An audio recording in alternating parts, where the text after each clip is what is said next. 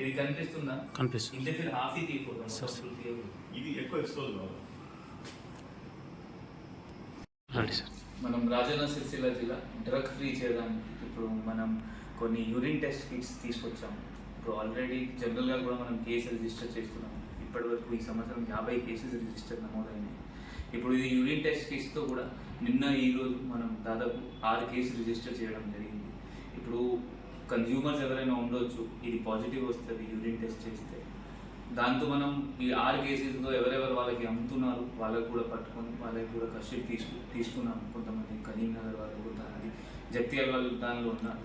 So జనాలు ఆ పేరెంట్స్కి కూడా మీ పిల్లలు ఏం చేస్తున్నారు దానిపైన మీరు కొంచెం చూసుకోవాలి, మీ బాధ్యత ఉంటుంది. దానిలో మీరు చేరి పోతున్నారు అంటే మనం ఒక డీ అడిక్షన్ సెంటర్ కూడా పెట్టాము, మన దృష్టిలో తీసుకొని రండి. అది కూడా మనం వాళ్ళకి మన సైడ్ నుండి కౌన్సిలింగ్ చేసి అది కూడా హెల్ప్ చేస్తాం వాళ్ళకి. Thank you.